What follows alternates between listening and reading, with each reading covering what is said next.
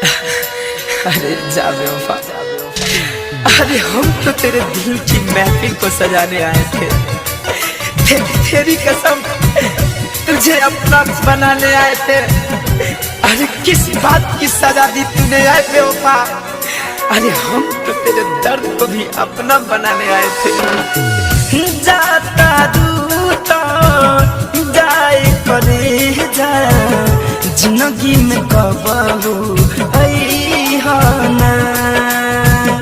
जाता दूता जाए करे जा, जिंदगी में कबहू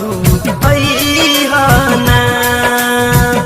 हम तोहरा के याद करब तो, हम तोहरा के याद करब तो, तू हम याद में अइहना।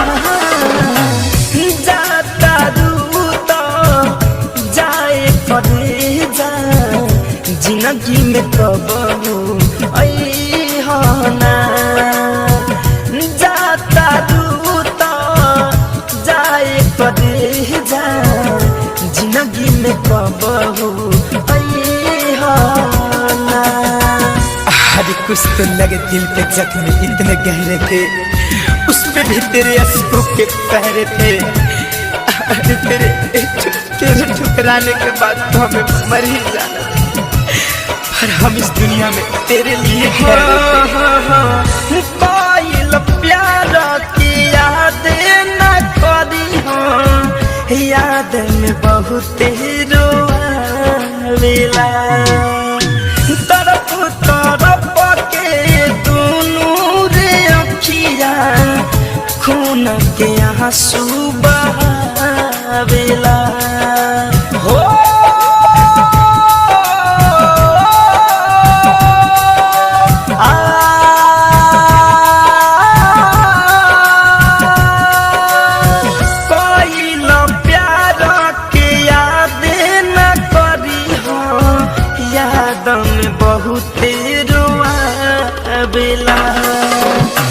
तरफ तरफ के दोनों रे अखिया, खून के आंसू बहावेला।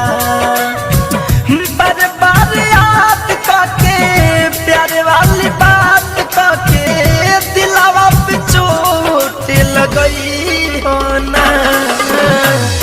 जाता दूता जाए करे जा, जिंदगी में कबहू अइहना।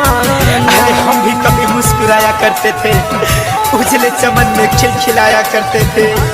अरे उसी दिए ने मेरे हाथ के लकीर को जला दिया, जिस दिए को हवा से बचाया करते थे। Music by Alok Raj.